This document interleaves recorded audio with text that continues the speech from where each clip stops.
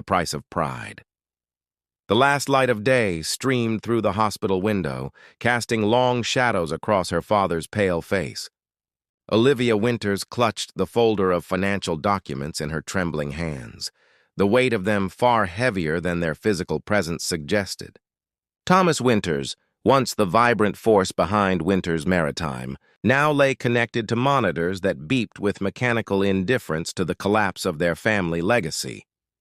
"He's stable for now," Dr. Harrington said, her voice gentle but clinical. "The heart attack was severe, but your father is fighting." Olivia nodded, barely hearing the doctor's words.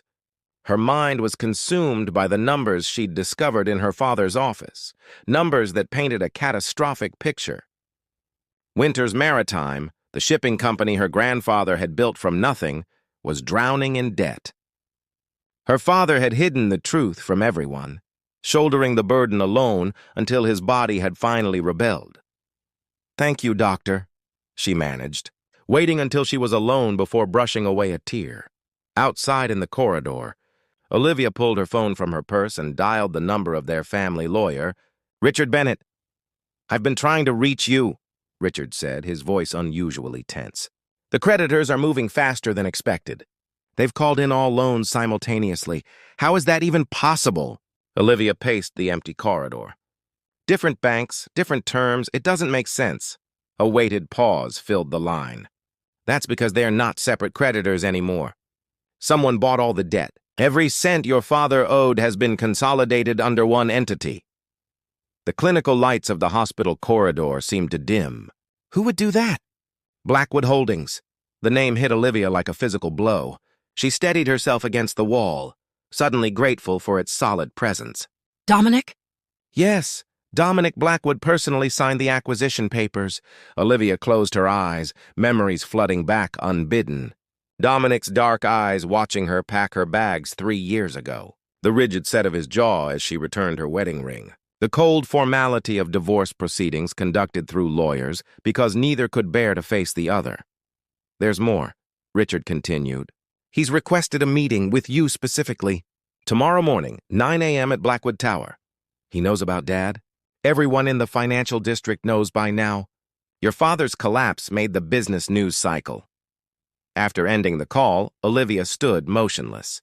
At 32, she had rebuilt her life carefully after leaving Dominic. She'd established her own environmental consulting firm, created a network separate from the wealthy circles they had once moved in together. She had constructed armor against everything associated with Dominic Blackwood, but she'd never anticipated having to face him again. The following morning, Olivia stood before the mirror in her apartment, deliberately selecting a navy blue pantsuit that projected nothing of the vulnerability she felt. Her chestnut hair was pulled back into a severe bun, her makeup minimal but precise. She looked exactly like what she needed to be, a businesswoman prepared for negotiation, not a woman confronting her past. Blackwood Tower rose like a monolith of glass and steel against the autumn sky. As she passed through the revolving doors, Olivia felt the familiar knot forming in her stomach, the same sensation she'd experienced 3 years ago when walking away from the man she had once promised forever to. "Ms. Winters," the receptionist greeted her with practiced politeness. "Mr. Blackwood is expecting you. Penthouse office." The elevator ascended with silent efficiency, each floor bringing her closer to the confrontation she had dreaded. When the doors opened directly into the penthouse suite, Olivia stepped out, her heels silent against the plush carpet. And there he was. Dominic Blackwood stood by the floor-to-ceiling windows, his back to her, his silhouette sharp against the panoramic view of the city. He had always been imposing, tall with shoulders that carried the weight of his ambitions effortlessly. At 38, success had only enhanced his presence. "You're punctual as ever, Olivia." His voice, deep and controlled, sent an unwelcome ripple through her. When he turned, she saw the face that had haunted the edges of her dreams for 3 years. Sharper now, perhaps, a touch of gray at his temples, but the eyes remained unchanged, dark, intense, and now carefully guarded. "I'm here to discuss my father's company," she said, proud of how steady her voice remained. "Nothing else." Dominic gestured to the seating area, modern and minimalist. Of course.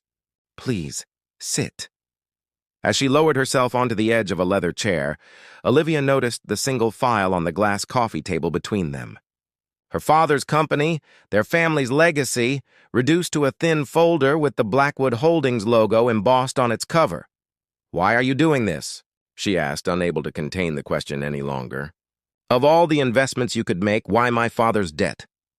Dominic sat opposite her, his expression unreadable. "Because I have a proposition that might save Winter's Maritime and give both of us something we need."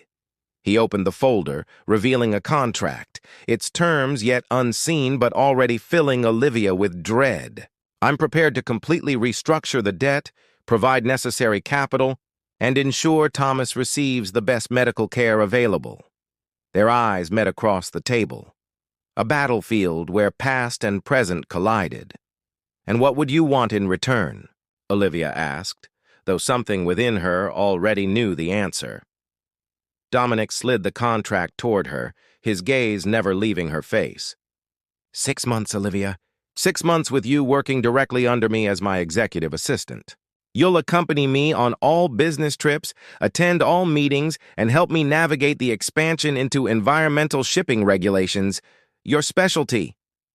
You want me to be your employee? The incredulity in her voice was unmistakable. "I want your expertise," he replied coolly.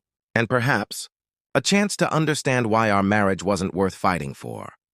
The air between them seemed to crackle with unspoken words, accusations never voiced and regrets neither had allowed themselves to acknowledge. Outside the windows, the city continued its relentless pace, oblivious to the two people facing a past they had both tried desperately to escape. Terms of engagement. The contract lay between them like a bridge across an abyss, one that neither had intended to cross again. Olivia's fingers hovered over the document, her mind racing through alternatives that simply didn't exist. "This is extortion," she said quietly. Dominic leaned back, his expression impassive. "It's business. Your environmental consulting expertise is valuable to my new shipping initiative. The fact that you're Thomas's daughter and my ex-wife is coincidental." They both knew it was a lie. 6 months, he continued. "Your father's company remains intact, his medical bills covered, and you'll receive compensation commensurate with the position." "And if I refuse?" Something flickered in his eyes. Regret, perhaps. "Then business proceeds as usual. Winter's Maritime will be liquidated to recover the investment." Olivia stood abruptly, walking to the windows. The city below was a tapestry of lives unfolding, none facing the impossible choice before her. "You always did know exactly where to apply pressure," she whispered. "I learned from the best." His voice had softened unexpectedly. "You found my weakness once." "Fair is fair." She turned to find him standing now, closer than she'd anticipated. For a breathless moment, she remembered how it felt to be held by those arms, to trust implicitly that he would catch her if she fell. "One condition," she said. "My consulting firm continues operating under my partner's management during these 6 months." Dominic nodded. "Acceptable." With deliberate calm, Olivia returned to the table, picked up the fountain pen he'd provided, and signed her name with a flourish that belied her inner turmoil. "When do I start?" "Now." He pressed a button on his desk. Moments later, his assistant entered with a sleek laptop and security badge. "Your office adjoins mine. We leave for Tokyo on Thursday." 3 days later, Olivia found herself 30,000 feet above the Pacific, seated beside Dominic in his private jet. The luxury that had once been commonplace in her life as Mrs. Blackwood now felt foreign, almost obscene in its excess. "Review these before we land," Dominic said, handing her a tablet containing profiles of their Japanese clients. Their fingers brushed briefly, an accidental touch that sent an unwelcome current through her. "I know how to prepare for meetings, Dominic." "Of course." Old habits. He turned his attention to his own work. But she could feel his awareness of her, the slight tension in his shoulders when she moved, the careful distance he maintained. The Tokyo meetings blurred into a symphony of boardrooms and formal dinners. Olivia watched Dominic work with the same intensity that had first attracted her years ago. His mind quick, his negotiations masterful. What surprised her was how often he deferred to her expertise on environmental regulations, presenting her not as an assistant but as a partner. "You've built quite a reputation," he remarked one evening as they walked through the neon-lit streets of Shinjuku. "3 of those executives mentioned your work before I could introduce you." Pride flickered despite her determination to remain detached. "I've worked hard to establish myself." After leaving everything else behind, the words hung between them, laden with unspoken accusations. They stopped at a pedestrian crossing, surrounded by strangers yet isolated in their shared past. Olivia looked up at him, really looked for the first time since their reunion. The hardness that success had carved into his features couldn't fully mask the man she had once known intimately. "We should discuss what happened," she said suddenly. "If we're going to work together for 6 months..." "No." His response was immediate, definitive. The past stays where it belongs, but the past refused to remain buried. As weeks turned into months, their professional proximity forced a reluctant familiarity. Olivia noticed how Dominic still took his coffee black in the morning, but switched to green tea after noon. He observed how she still twisted her hair around her finger when concentrating on complex problems. In Paris, after a particularly successful negotiation, they found themselves sharing a rare moment of celebration over dinner at a small bistro overlooking the Seine. "To the Henderson contract," Dominic raised his glass. "Secured largely thanks to your environmental compliance framework." Olivia allowed herself a genuine smile. "We make a good team, professionally speaking."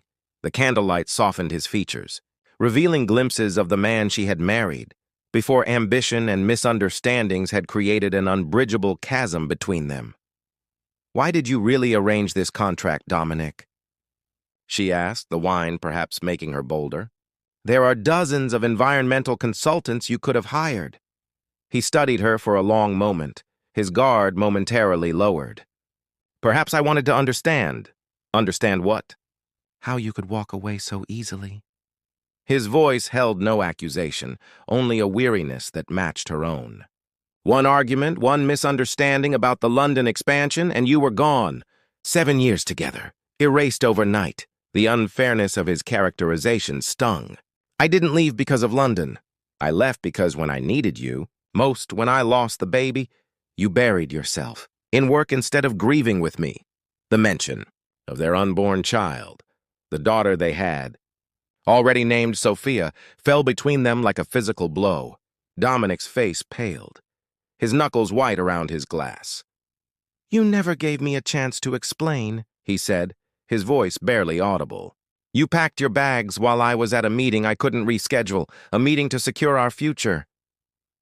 "Our future died with Sophia," Olivia whispered, the pain still fresh after 3 years. "And you couldn't even postpone a business dinner to hold me through the night." The waiter appeared with their main course, oblivious to the raw wounds reopened at the table. By silent mutual agreement, they retreated behind professional masks for the remainder of the evening. But something had shifted between them, the first truth spoken aloud after years of silence. As they worked side by side in the following weeks, the careful distance they maintained seemed more deliberate, more necessary than before. Both knew that beneath the surface of their enforced partnership, currents were stirring that neither was prepared to navigate. Beneath the surface, Singapore greeted them with oppressive humidity and the promise of new business opportunities. The Blackwood Holdings office occupied 3 floors of a gleaming skyscraper overlooking Marina Bay, where they were scheduled to meet with potential partners in Dominic's ambitious project, a fleet of carbon-neutral cargo ships. "The Matsuda Group is 15 minutes out," Dominic's local director informed them. "They've brought their entire board." While Dominic reviewed his presentation, Olivia excused herself to make a call to her father's doctor. Thomas Winters was recovering slowly, his improvement measured in small victories, sitting up unaided, walking short distances, asking about the business that had been his life's work. "He's asking about the company finances again," Dr. Harrington said. I've avoided specifics as you requested, but he's becoming more insistent. I'll call him this evening, Olivia promised, ending the call just as Dominic approached. How is he? The genuine concern in his voice surprised her. Better, asking questions I'm not ready to answer. Dominic nodded, understanding without needing elaboration. The recovery facility I arranged, it's meeting his needs? It's extraordinary, she admitted. The physical therapy program they've designed specifically for him, I couldn't have afforded anything close to it. A moment of awkward gratitude stretched between them, interrupted by the arrival of their Japanese clients. The meeting progressed smoothly until Mr. Matsuda raised an unexpected question. We've reviewed your environmental impact assessments, Mr. Blackwood, but we're curious about your sudden interest in sustainable shipping. Your previous ventures haven't demonstrated this conscience. Before Dominic could respond, Olivia found herself speaking. Mr. Blackwood's commitment to environmental sustainability began long before it became fashionable in the industry. She felt Dominic's surprised glance but continued. 3 years ago, he was already exploring carbon capture technology for traditional vessels, though the project wasn't publicized. It was true, a project he'd started during their marriage, one she had helped conceptualize during late-night discussions that blended passion for each other with passion for positive change. Later, after contracts were signed and hands shaken, Dominic found her in the empty conference room. You remembered the carbon capture initiative. Olivia gathered her papers, avoiding his gaze. Of course. It was a good idea that deserved to succeed. It did succeed, he said quietly.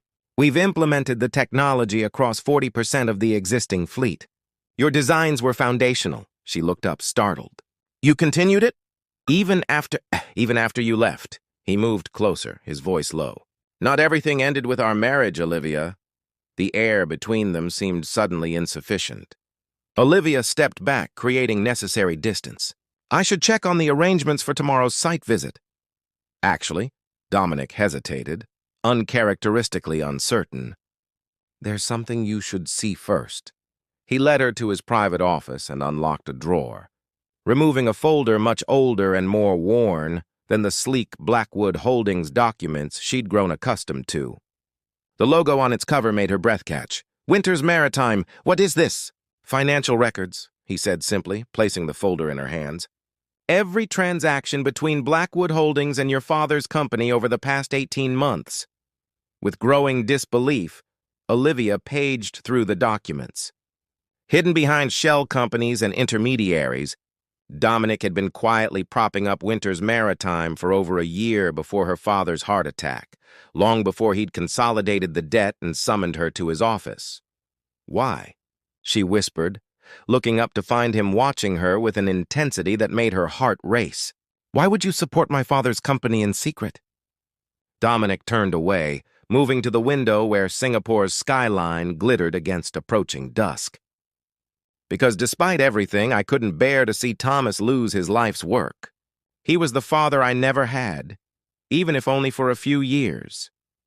The admission, so honest, so unlike the calculating businessman she'd convinced herself he'd become, shattered something inside Olivia. You never intended to liquidate Winters Maritime, did you? Even if I'd refused your contract. His silence was answer enough. Then why? Her voice rose with sudden anger. Why force me to work for you if you were already saving my father's company? Dominic turned back to her, and the raw vulnerability in his expression took her breath away. Because I needed a reason to be near you again that wouldn't make you run. Pride was always your shield, Olivia. I couldn't offer help you'd reject, couldn't admit I still... He stopped abruptly. Still what? She pressed, her heart pounding against her ribs, the moment stretched between them, taut with possibilities. Then his phone buzzed. Their car was waiting to take them to dinner with the Matsuda executives. We should go, Dominic said, his professional mask sliding back into place. The reservation is for 8. That night, alone in her hotel suite, Olivia stood on the balcony overlooking the glittering cityscape. The revelation of Dominic's long-term support for her father had upended her carefully constructed narrative of their separation. If he had cared enough to protect Thomas Winters without recognition or gratitude, what else might she have misunderstood? Her phone chimed with a message from Dominic. Tokyo deal is confirmed. Early flight tomorrow. Car at 6 a.m., so businesslike. So distant, as if their near confession in his office had never happened. Olivia typed and deleted 3 different responses before settling on a simple, "I'll be ready." But as she prepared for bed, another message arrived. "Your father called. He's been moved out of critical care. Thought you should know immediately." The thoughtfulness behind the gesture brought unexpected tears to her eyes. As walls, carefully constructed over 3 years, began showing dangerous cracks, Olivia faced a truth she'd been avoiding since signing that contract in Dominic's office. Beneath the hurt and misunderstandings, something fundamental remained unbroken between them, something neither time nor pride had managed to destroy. The storm within. The Hong Kong weather forecast had mentioned only potential weather disturbances, a dramatic understatement for the typhoon now battering the coastline. From their hotel's 40th floor, Olivia watched rain lash against windows engineered to withstand nature's fury. All flights canceled for at least 48 hours, Dominic announced, ending a call with his pilot. The harbors closed, too. 4 months into their contract, they had settled into an uneasy rhythm, professional collaboration layered over personal history that neither fully acknowledged. The Singapore revelation had shifted something between them, but both had retreated to safer ground in the weeks that followed. "The presentation to the investors?" Olivia asked, turning from the hypnotic violence of the storm. "Postponed until Thursday." He loosened his tie, a small gesture of surrender to their forced confinement. "We've got 2 days of unexpected downtime." Trapped together in the presidential suite that served as both accommodation and temporary office, with only each other and the typhoon for company. The universe, Olivia thought wryly, had a perverse sense of timing. As evening approached, they ordered room service and spread financial projections across the dining table, working in the comfortable silence of long familiarity. When Dominic's phone rang, he answered with a frown that deepened as the conversation progressed. "Unacceptable," he said firmly. The environmental impact assessment clearly indicated, "No, that won't work. We'll need to reconsider the entire approach." After ending the call, he rubbed his temples, a gesture Olivia recognized from their marriage. A tell that he was deeply troubled. Problems with the Jakarta terminal? The local consultant cut corners on the reef protection protocols. If implemented as designed, it would devastate the marine ecosystem. His frustration was palpable. "This is exactly why I needed you on this project. No one else has your combination of expertise and integrity."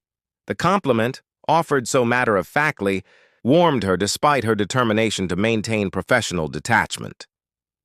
"Let me see the plans," she said, moving to his side of the table. They worked through dinner, heads bent together over technical specifications, their shoulders occasionally brushing as they annotated the same documents. The easy synchronicity of their thinking, the way they anticipated each other's concerns and built upon each other's ideas, reminded Olivia painfully of better times. As midnight approached, Dominic poured them each a glass of scotch from the suite's bar. "To saving Indonesian coral reefs," he toasted with a tired smile. Olivia raised her glass, "and to unexpected delays that make it possible." The storm outside had intensified, wind howling around the building's superstructure. When the lights flickered briefly, they exchanged glances. "Generator should kick in if we lose power," Dominic assured her. "I'm not afraid of the dark." She meant it lightly, but something in his expression changed. "No," he said softly.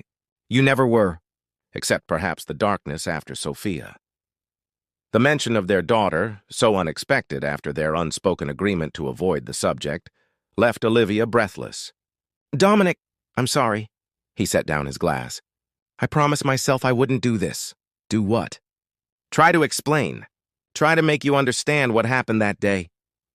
He moved to the window, his silhouette stark against the storm-dark sky. "But being with you these past months, working together again." The scotch gave Olivia courage she might not otherwise have found. "Tell me now." "I'm listening." For a moment, she thought he might refuse. Then, without turning from the window, "The day you lost Sophia, the day we lost her, I got the call while negotiating the Aberdeen merger. You were only 7 months along. The doctor said you were stable, but the baby—" His voice caught. "I told them to prepare the company jet." "You were in Edinburgh," Olivia said, the painful memory crystal clear. "I waited at the hospital all night. You didn't arrive until morning." Now he turned to face her, his expression raw with remembered anguish. "The storm, not unlike this one, grounded all flights. I tried chartering helicopters, hiring drivers, anything to get to you. When nothing worked, I spent the night on the phone with specialists around the world, trying to find someone, anyone who might save our daughter." The glass in Olivia's hand trembled. "You never told me. When I finally reached you, it was too late. Sophia was gone, and you were shattered. You wouldn't look at me, wouldn't speak." His voice dropped to a whisper. "Then I made the worst mistake of my life. Instead of forcing my way past your silence, I threw myself into work, arranging the best medical care, handling the funeral details, managing the business so you wouldn't have to worry about anything practical. I thought you were avoiding your grief, avoiding me." The admission cost her, bringing back the desolation of those days. "I was drowning in grief, Olivia, but the only way I knew to love you was to fix things, to handle the practicalities. I didn't know how to sit in the pain with you." He took a step toward her, then stopped himself. "By the time I realized my mistake, you'd already decided I didn't care enough. You'd packed your bags." The revelation stunned her, not because it was unbelievable, but because it aligned too perfectly with the man she had loved. Dominic had always been a fixer, a problem solver. While she had needed his presence, his shared grief, he had been frantically working to create a path forward neither of them could see. "I needed you," she whispered. "Not your solutions, just you." "I know that now." The regret in his voice mirrored her own. 3 years too late. A sudden violent gust rattled the windows, making them both start. When the lights failed a moment later, the room plunged into darkness, broken only by the city lights visible through the rain-streaked glass. In the shadows, with only the storm bearing witness, Olivia found herself crossing the room to where Dominic stood. "Maybe not too late," she said, her voice barely audible above the typhoon. "Just delayed." His hand found hers in the darkness, fingers intertwining with the muscle memory of countless such touches. "Olivia." Her name on his lips was both question and answer. When the emergency lighting flickered on seconds later, they were standing close enough to share breath, the barriers of 3 years momentarily forgotten. The ringing of Dominic's satellite phone shattered the moment. He answered with reluctance, his eyes never leaving hers as he spoke with his Hong Kong director about emergency protocols for their local offices. By the time he ended the call, Olivia had retreated to the other side of the room, the momentary courage of darkness abandoned in the harsh reality of light. "It's late," she said, gathering the scattered documents with shaking hands. "We should get some rest." Dominic watched her, his expression unreadable. "We still have a lot to discuss." "Yes," she agreed, pausing at the door to her adjoining room. "But some storms need to pass before it's safe to assess the damage." As she closed the door between them, Olivia leaned against it, listening to the typhoon rage outside while an equally powerful tempest swirled within her heart. The truth of what had happened. 3 years ago, the tragic misunderstanding that had cost them everything was both simpler and more devastating than she had allowed herself to believe. They had both been drowning in grief, reaching for each other with methods the other couldn't recognize. And pride, that most destructive of emotions, had prevented either from extending the understanding that might have saved them. Broken contracts, mended hearts. 2 weeks after Hong Kong, Olivia stood in her father's garden watching Thomas Winters tend to his prized roses with painstaking care. His movements were slower than before his heart attack, but his eyes sparkled with renewed purpose. "The doctor says I can return to light office duties next month," he announced, carefully pruning a yellow bloom.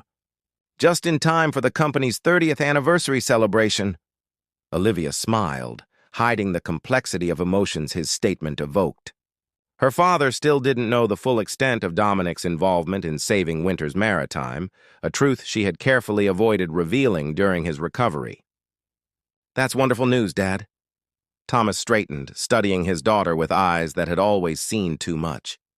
"You've been different since you started working with Dominic again. Less guarded." The observation struck uncomfortably close to the truth. Since their storm-enforced confessions in Hong Kong, a fragile understanding had developed between Olivia and Dominic. Not quite reconciliation, but no longer the cold professionalism of their early contract days. "We've established a better working relationship," she said carefully. "The contract ends next week." Her father's eyebrows rose. "And then?" "And then I return to my consulting firm full-time." The answer should have filled her with relief. Instead, she felt only a growing unease at the thought of walking away from Dominic a second time.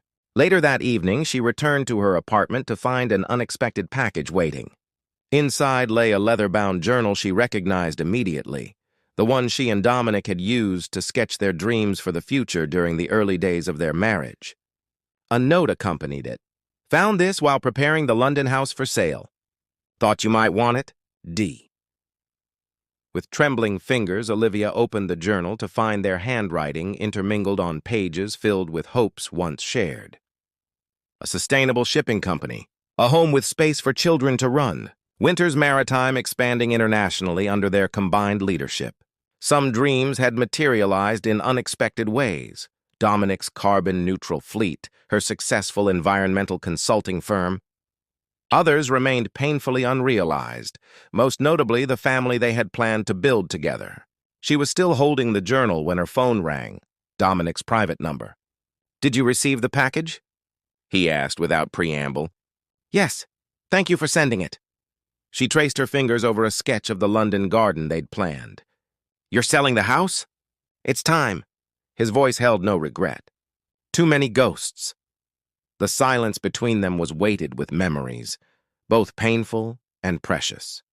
"The board meeting is tomorrow," he continued, shifting to safer ground. "Final review of the Jakarta revisions. I'll be there." She hesitated. "Dominic, there's something we need to discuss before the contract ends." "I know." Something in his tone made her heart race. "But not over the phone." "Dinner tonight? The place on Riverside Drive."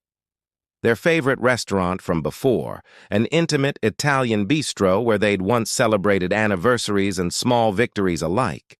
8 o'clock, she agreed.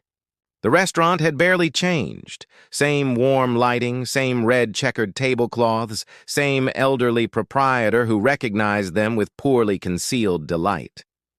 The Blackwoods. "It has been too long." Giuseppe led them to a secluded corner table. "The usual wine?" "Please," Dominic answered before Olivia could correct the assumption that they were still married. Once they were alone, an awkward silence fell. Olivia took a breath. "I wanted to talk about my father's company." "Of course." Dominic's expression became professionally neutral. "As stated in our contract, all debt obligations have been restructured with favorable terms. Winter's Maritime should be financially stable for the foreseeable future." "That's not what I meant." She met his gaze directly. "I know you've been supporting the company since before my father's heart attack. What I don't understand is why you consolidated the debt and created our contract when you were already ensuring the company's survival." The wine arrived, giving Dominic a moment to consider his response. After Giuseppe departed, he turned the glass slowly between his fingers. "The truth?" He looked up, his guard finally lowering completely. "I was running out of ways to help anonymously. The company needed direct intervention and significant capital investment. I could provide that, but my father would never accept your help directly," Olivia finished for him. "Not after how things ended between us. And you would never accept it for him." A sad smile touched his lips. "Hence the contract. Business, not charity. Professional, not personal." "Except it was always personal, wasn't it?" His silence was confirmation enough. "Why didn't you tell me in Hong Kong? When we talked about everything else?" Dominic set down his glass. Because I didn't want you to think I orchestrated this entire arrangement to manipulate you into forgiveness. Your father's company needed help, and I was in a position to provide it. The contract giving me 6 months with you was selfish, perhaps, but the financial support was unconditional. The honesty between them, so hard-won after years of misunderstandings, felt precious and fragile. "I found something else in the journal you sent," Olivia said, reaching into her purse to remove a folded paper. This was tucked into the back page. She slid across the table what appeared to be a laboratory report dated just weeks before their separation. Dominic unfolded it, his expression changing as he recognized what he was seeing. "My medical results," he said quietly. "From the fertility specialist," Olivia nodded. "You never told me you were tested." "I made the appointment the day after we lost Sophia." His voice was rough with emotion. "You were so devastated, blaming yourself for the miscarriage. I wanted to know if the problem might have been with me instead." "And it was?" She spoke gently, watching his face. "The report shows significant issues with sperm motility. Issues that would have made conception difficult and carrying to term even more challenging. I never saw these results." Confusion clouded his features. "I was in Singapore when they were supposed to arrive. Then everything fell apart between us. They came to the house after you left for your trip." Olivia's voice wavered. "I was going to tell you when you returned, but then Sophia happened, and afterward we were both too lost in grief to talk about anything that mattered." Dominic's hand moved across the table, stopping just short of touching hers. If I had known that you were seeking answers while I was blaming myself? That you were trying to shoulder the burden in your own way?" Her eyes filled with tears she refused to let fall. "It might have changed everything."